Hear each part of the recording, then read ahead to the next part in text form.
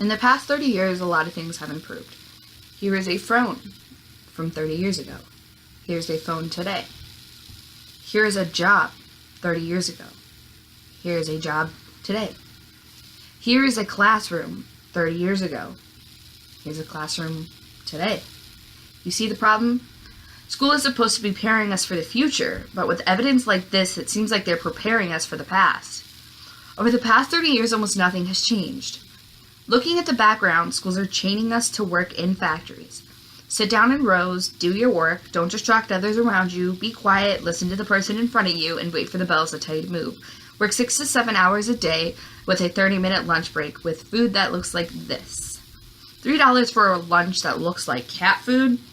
We go to classes we don't care anything about. Most of us learning things we'll never use. We listen to teachers, some who really don't want to be there either. As a teen, listening to a teacher say they don't want to be there really makes school unenjoyable. I'm doing this for the money, said no teacher ever. Teachers that enjoy teaching get paid little to nothing.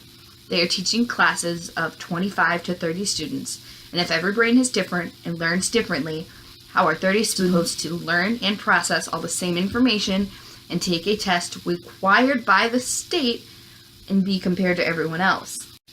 They treat us like we're all the same, but we all learn differently. See, every scientist will tell you that no two brains are the same, and every parent with 2 or more children will confirm that claim. So please explain why you treat students like cookie-cutter frames or snapback hats, giving them this one-size-fits-all crap. Watch your language. Sorry, Your Honor.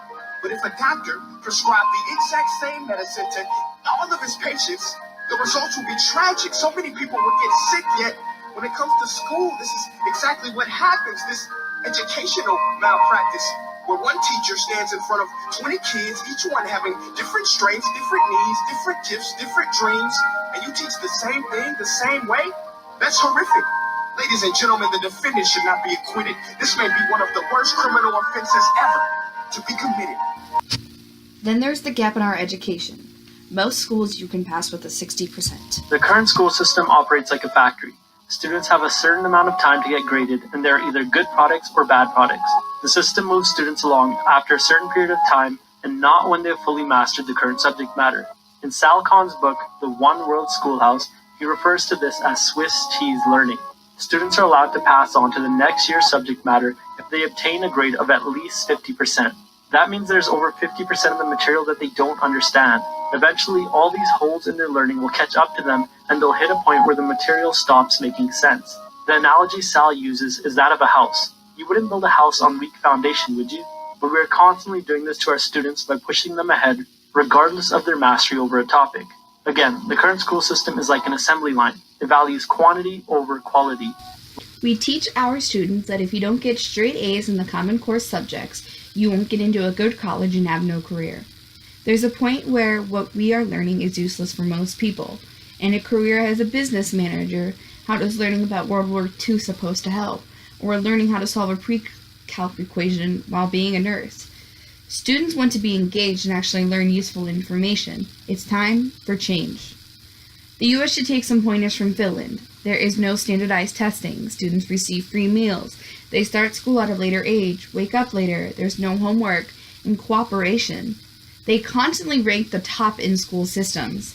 Most students here will get 4 hours of sleep a night due to waking up at 6 a.m. for school, working to save for college, and then coming home and doing hours of homework. This makes students want to give up and quit. They start stressing out about their grades and start running on no sleep. We need to start taking more steps in the right direction like the super schools. Students there are encouraged to be curious and come up with their own learning paths. Students are doing rather than watching, engaging and being excited to learn. Going out and learning about our future with hands-on learning and applying real-life applications, not metaphorical situations that our teachers give us to solve. This is a step in the right direction, but it's only a little one. As of right now, only 18 schools around the country exist. There are schools that are very close to this learning but aren't quite there yet. Like Biomed Science Academy. Our vision is to teach kids about technology, engineering, and medicine, which is where our future is headed. Kids are encouraged to work with the people around them, not to sit down and listen to their teacher for an hour. They are asking questions, learning how to function out in the real world, but still go to school 5 days a week, 7 hours a day, and still have a ton of homework. So, how would I save the world? I would start with funding. Give schools the money they need to run and make learning fun again. Where would this money come from? I don't know, but starting with taking some money away from the entertainment industry wouldn't hurt anyone. I would start by paying the teachers more, getting the teachers excited about their job, get them ready to teach their students. Teachers are the ones who are shaping the students into people they will become. Get more schools open, decrease class sizes, make it easier for students to learn, and put them in less stressful situations. Give them classes they want and need. Most students will never get a sex ed class. 3 American girls out of 10 will get pregnant at least once before the age of 20. This is nearly 750,000 teenage pregnancies a year. More than 50% of those mothers will never graduate high school. 6 out of 10 high school students say they used a condom. That's 40% of students who are having unprotected sex. 1 in every 4 teens will get an STD. These numbers could be lowered if we inform kids of the dangers of unprotected sex. Give them a class that teaches them about their health and mental health. We should also be teaching them how to get ready for college. More than half of America's students will go to college unprepared with how it works and how to pay for it. How to work and manage college homework. Less than 40% of students who go to college taking a 4-year path will graduate in 4 years. Are the classes we learn now still important? Most of them, yes. We need to teach kids historical events so they don't grow up and making the same bad decisions like our ancestors. Students just need more information. We should also start feeding the students better, give them healthier options, and food they actually want to eat, not some mush thrown out a tray. Most students will not even buy lunch because of how gross and costly it is. We get so caught up in what schools want us to be, who our parents want to be, we forget who we are. Schools should be teaching us that we can express ourselves without feeling judged, how to be happy, how to deal with stress. The problem is we all went to normal schools that try to put stuff in us rather than take stuff out. You were told at school that you weren't very good, you weren't good at English, and now you have a New York Times bestseller, right? And it's like, but no one noticed that potential inside. No one noticed that, oh, Lewis was really clear. And you're not the only person, there's so many people who feel. So the modern schooling system didn't extrapolate your self-actualization to element. It's just trying to put maths, English, science inside.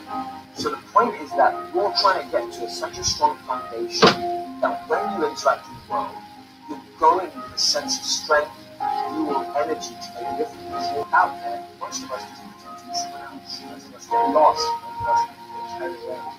We're so far removed from their own understanding of themselves that they were either lost living a life they didn't want to, lost living up to someone else's expectation, lost becoming someone to impress someone else. And so people were their real identity was almost buried under 6 feet of multiple identities they created. And that's what I started to notice. We have social media identity, we have a LinkedIn identity, we have a Twitter identity, we have a Facebook identity. And we just created all of these identities. And if you ask me, who are you? You struggle to answer that question. And people had a big lack of self-actualization. They were very disconnected from what they wanted, needed, and understood about themselves. And most people's identities were formed by the reflection in this mirror of their mum, dad, friends, boss, partner. If we want to see a better future for our students, we need to give them a better present to start focusing on themselves and for us to stop focusing on the past.